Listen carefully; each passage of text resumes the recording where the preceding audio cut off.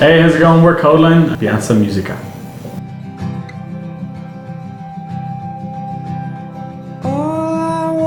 Like you said, our music's been used a lot for TV and stuff, and it's never something that enters the process when you're writing the music. You never think about that. You just think about the emotion of the song and trying to say what you're trying to say and express yourself musically. And it's not till the album gets released that you kind of hear, oh, your song has been used on an ad here, or it's been in a movie here. Yeah. And that has been a massive part of our career, especially because for some reason our songs have just lent themselves to emotional scenes in movies and ads, and it's been incredible. And yeah, like I've discovered a lot of music from ads. What was the ad with all the colourful balls bouncing down the street? Oh, the Jose Gonzalez. Yeah. That beat, is it?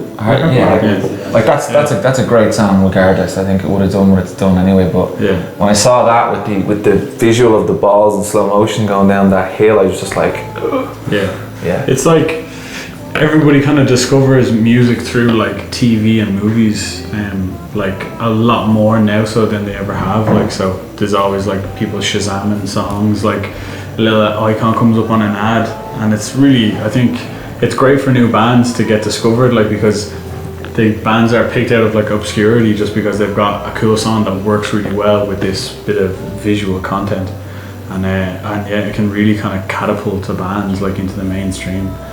I think it's hugely important, and that's, as Mark said, that's kind of, we got our first kind of big thing when we were in Grey's Anatomy, and then from then it's just been used in kind of so many different ads and then different movies and stuff like that. So yeah, I think they play together, like advertising and music play like a huge part.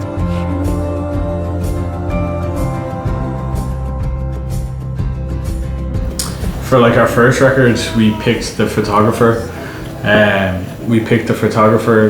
She was an Irish photographer, and we saw basically the front album cover was a picture that she had taken, and it just kind of hit us all immediately. We were like, that is an incredible photo. We want that to be the album cover. And then we ended up doing a photo shoot with her to get all the kind of the rest of the booklet. And yeah, I think, and we're all like our first like music videos that we made, like we all kind of, for our first EP, we made a video for every song, and we had a huge part of kind of deciding what was going on, like, and we got to work with some amazing kind of young directors and some amazing kind of screenwriters and stuff like that, and it's kind of hugely important to us, like, to be a part of that. Even now we've kind of realised how important it is, and we try and use visuals live and integrate it with the music, because you know, people are hearing the music and they're watching you play, so it may as well be as beautiful as possible and try to take someone to where you want to take them. You know, like a lot of our first singles and the artwork from our first album, a lot of it we did on ourselves just on camera phones, you know, and then we took it and we put it. It's amazing, like Neil, our friend, our backline tech, he took a photo of me and Steve, and that made it as the artwork for our single High Hopes. And you know, it's just, a good picture can come from anywhere, you know, it can be picked out of obscurity and it can last forever. Yeah, same with All I Want. That picture was taken in Leitrim, just taken of like some light through trees, and it was just a cool picture, and we were like, we want that to be our album.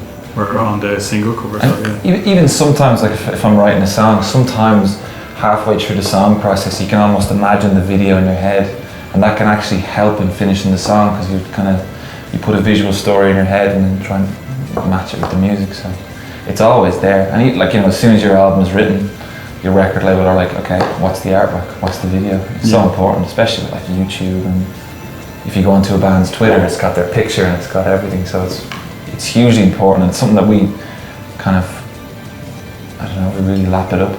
We love it. I'm not looking for an answer. I just hope we've got three shows left. Yeah. And then we're just writing songs, just writing music. Back, like, you know, we absolutely love doing it. We did it quite a lot when we were on tour, but now we're dedicating all our time to just making music, and it's getting there. So we're a very happy place. Yeah, we're in like just mainly concentrating on working on the third record and kind of making it as like the best album that we can make at this time.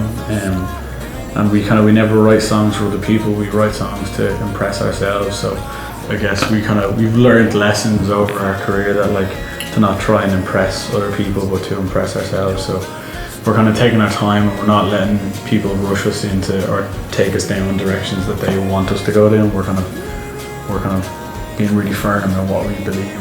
So yeah, it's really kind of, it's refreshing. We absolutely love playing in Spain. We didn't play here much at the beginning of our career. It wasn't until we went to Benicassim that we played our first show, and I'd been to Benicassim and so had Vinny, so it was nice to go back and actually play ourselves. Festival, yeah. And the last show in Madrid was at La Riviera, and it was absolutely insane. It was sold out. The crowd were just absolutely mental. Yeah, it was great. It was awesome. Spanish crowds have been, the few gigs that we've played in Spain, the crowds have been amazing.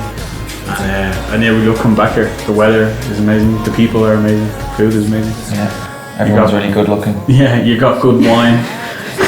So yeah, we love coming to Spain. So, yeah.